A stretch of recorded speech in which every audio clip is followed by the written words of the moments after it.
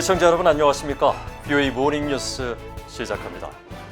미국 재무부가 지난 4년간 트럼프 행정부 기간의 활동을 정리하며 대북 제재 활동을 강조했습니다. 대북 제재의 궁극적인 목표는 한반도에 비핵화라면서 이와 관련해 240차례가 넘는 대북 조치를 취했다고 밝혔습니다. 오택성 기자가 먼저 보도합니다. 미국 재무부는 최근 발표한 국가안보방어 보고서에서 지난 4년간 부처 활동을 정리하며 미국과 세계 금융체제의 온전함을 강화했다고 평가했습니다. 특히 테러 대응과 금융 첩보 활동을 강조하면서 강력한 금융제재와 다른 도구 등으로 불량 정권과 테러리스트 그리고 미국의 이상에 대한 위협에 맞설 것이라고 밝혔습니다. 보고서는 각국에 대한 재무부의 주요 활동을 소개하면서 북한을 가장 먼저 거론하면서 스티븐 무누신 전 재무장관 재임 기간 모두 243건의 대북 조치가 취해졌다고 강조했습니다. 그러면서 이런 조치는 북한 정권을 국제 금융체제로부터 고립시키면서 궁극적으로는 한반도의 비핵화를 달성하기 위한 것이었다고 설명했습니다. 보고서는 북한 관련 조치의 대표적 사례로 지난 2017년 중국 단둥은행을 미국의 금융체제에서 퇴출시킨 조치였다고 밝히면서 북한의 주요 돈 세탁 통로 역할을 했던 단둥은행을 애국법 311조를 근거로 대리계좌 개설과 유지를 금지한 조치를 평가했습니다.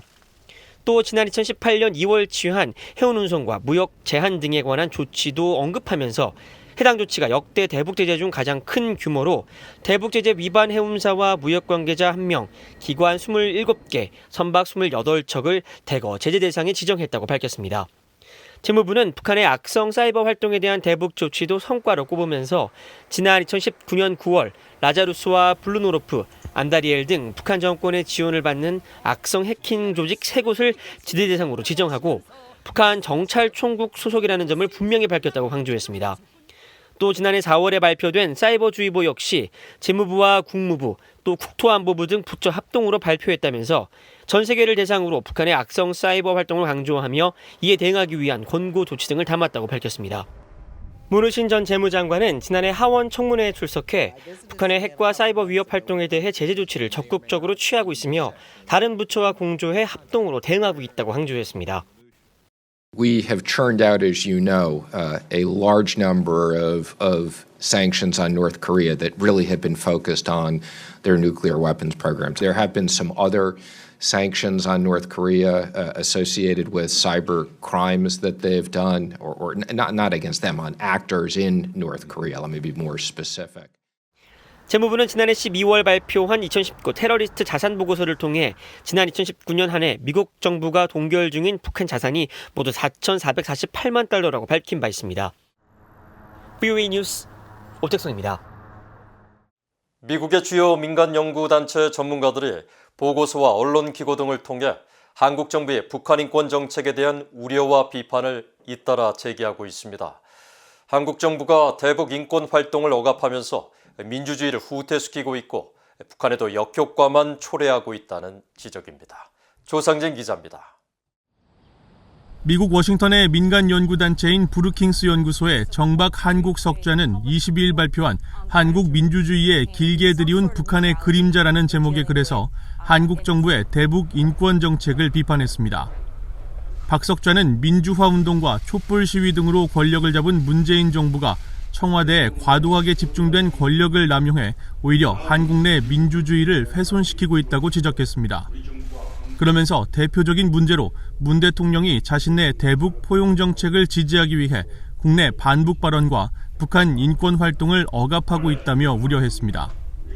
특히 국제적 논란이 된 대북전단 금지법과 북한 인권단체들에 대한 사무조사, 면허박탈, 감시 구금 등으로 단체들이 유엔에 도움을 호소하는 상황까지 벌어지고 있다면서 북한 정권과의 화해를 최우선 과제로 삼고 시민사회의 목소리를 침묵시키려는 문 대통령의 시도는 김정은의 핵무기 폐기를 독려하기보다는 한국을 마음대로 조종할 수 있다는 그의 인식만을 더 강화할 수 있다고 지적했습니다.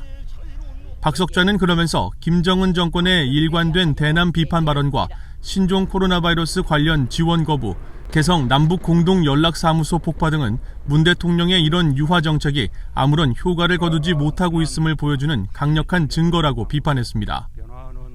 전략국제문제연구소 CSIS의 빅터차 선임연구원도 최근 한국 언론 기고문을 통해 한국 정부의 대북전단 금지법 등 인권단체 탄압은 문재인 정부의 자멸정책이라고 비판했습니다. 차 석자는 한국 정부가 대북전단 금지법을 무리하게 추진하면서 한국에서 누구나 북한 정권에 대해 말할 수 있는 권리와 공간을 빼앗아 버렸다면서 문재인 정부가 북한 인권재단의 재정 지원을 90% 이상 삭감하는 등 적극적으로 표현의 자유 탄압을 벌이고 있다고 지적했습니다. CSIS의 선임 고문인 로버트 킹 전 국무부 북한 인권 특사도 앞서 VOA에 한국 정부의 대북전단 금지법 강행을 비판하면서 한국이 북한 정권의 요구대로 따르는 듯한 모습을 보이고 있다고 우려했습니다. South Korea is coming out looking very bad in the United States because of its actions. It's seen as totally responding to the North Korean demands. 워싱턴의 헤리티지 재단도 최근 보고서를 통해 대북전단 금지법이 남북한 주민 모두의 자유에 중대한 위협을 가하고 있다고 비판하면서 한국 정부가 지금처럼 북한 인권과 한국 내 표현의 자유를 억압할 경우 남북한 모두의 기본적 자유를 훼손하는 우려스러운 결과를 맞게 될 수도 있다고 경고했습니다. 반면 해리 카지아니스 미국 국가이익센터 한국 담당 국장은 지난달 트위터에 청와대가 대북전단 금지에 대해 옳은 일을 했다면서 전단 때문에 전쟁을 할 가치가 있느냐고 반문했습니다. VOA 뉴스 조상진입니다. 조 바이든 행정부가 북한과의 협상을 재개한다면 북한의 부분적 비핵화를 수용할지 여부가 관건이 될 것이라고 미국 의회 조사국이 분석했습니다. 그러면서 대북 제재 완화 여부는 북한의 무기 개발뿐 아니라 인권 침해, 테러 지원, 돈 세탁 등 여러 복잡한 것들이 묵혀 있어 쉽지 않을 것으로 전망했습니다. 이조은 기자가 보도합니다. 미국 의회 조사국은 최근 갱신한 대북 외교 현황 보고서에서 조 바이든 행정부 하에 미북 비핵화 협상이 재개될 경우 주요 쟁점은 부분적 비핵화 수용 여부가 될 것으로 전망했습니다. 보고서는 미국 측 협상가들과 감독 역할을 하는 미국 의회 의원들은 점진적 제재 완화와 함께 북한 핵 프로그램의 단계적 폐기를 목표로 할 것인지 아니면 빅딜을 시도해 완전한 제재 완화에 앞서 완전한 비핵화가 선결돼야 한다고 요구할 것인지에 대한 문제에 직면할 수 있다고 밝혔습니다. 그러면서 미국이 대화의 결과로 부분적 비핵화를 수용할 것인지 여부도 관련된 문제라고 강조했습니다. 보고서는 특히 대북 제재 완화 가능성은 제재 유예 혹은 전면 해제 전에 다른 여러 요인 중에서도 안보와 영내 안정성, 인권과 거버넌스 문제를 다루는 법적 요건들로 인해 복잡해질 것이라고 밝혔습니다. 미국의 대북 제재는 북한의 무기 개발뿐만 아니라 인권 남용과 자금 세탁, 불법 무기 거래, 국제 테러와 불법 사이버 범죄도 겨냥하고 있기 때문이라는 것입니다. 보고서는 또 도널드 트럼프 전 대통령과 김정은 북한 국무위원장의 개인적 외교는 양국 간 적대감을 낮췄고 북한의 핵과 대륙간 탄도미사일 ICBM 실험 중단을 유지시키는데 어느 정도 도움이 됐다고 평가했습니다. 하지만 협상은 2년 가까이 교착 상태를 벗어나지 못하고 있고 북한은 군사 역량을 늘리고 단거리 미사일 실험을 재개했으며 국제 제재를 회피하기 위한 노력도 확대했다고 지적했습니다.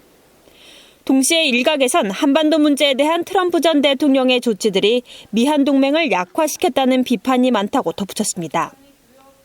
그러면서 조 바이든 대통령은 북한과의 협상이 재개될 경우 실무 협상을 강조하며 보다 전통적인 외교적 접근을 추구할 것임을 시사했다고 밝혔습니다. 보고서는 또 북한이 최근 전술 핵무기 개발과 다탄두 탑재, ICBM 정확성을 높이겠다고 공언한 점에 주목하면서 이런 목표를 달성하기 위해 추가 실험이 이뤄질 수 있다고 분석했습니다. VOA 뉴스 이조은입니다. 영국 의회 의원들이 지난 22일 도미니크 라브 영국 외무장관에게 소환을 보내 북한군의 총격으로 사망한 한국 공무원 피살 사건과 관련해 남북한 정부에 남북 공동조사단을 구성할 것을 촉구해달라고 요청했습니다. 탈북민 출신 태용호 한국 국회의원이 26일 자신의 사회 연결망 서비스에 공개한 소환 내용에 따르면 영국 의회 내 초당적 모임인 북한 문제에 관한 의원협회는 도미니크 라브 영국 외무장관에게 북한군의 한국 공무원 피격 사망 사건이 신종 코로나 바이러스 예방 차원의 대응이었다는 북한 당국의 주장은 신뢰할 수 없으며 받아들이기 어렵다고 지적했습니다. 그러면서 이 같은 사건이 재발하지 않도록 제대로 된 약속과 합의가 필요하며 해당 사건을 정확히 조사하기 위해 한국과 북한이 남북합동조사단을 구성할 것을 라브 장관이 남북한 정부에 촉구할 것을 요청했습니다.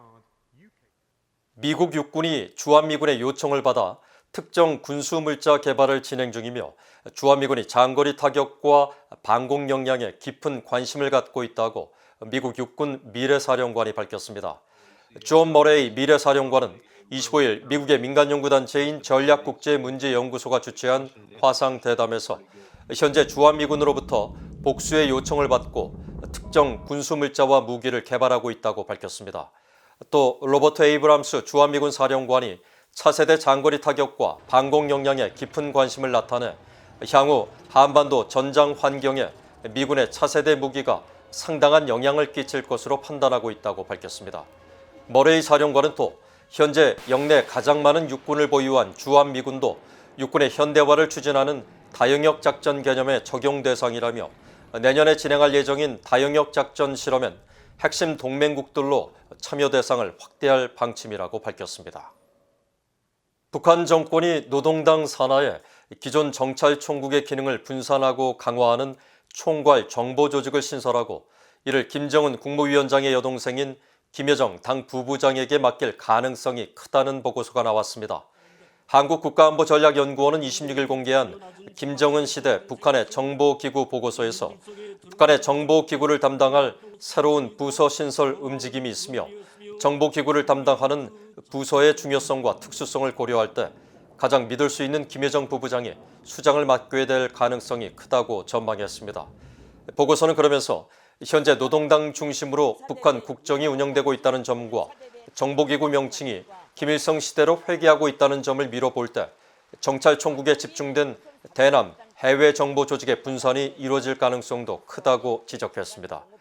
또 향후 남북 미북 관계 진전 상황에 따라 북한의 대내외 정보 환경 역시 정찰총국 중심의 군사 정보 활동보다는 노동당 산하 새 정보 조직을 중심으로 한 비군사적 정보 활동이 더욱 요구될 것으로 전망했습니다.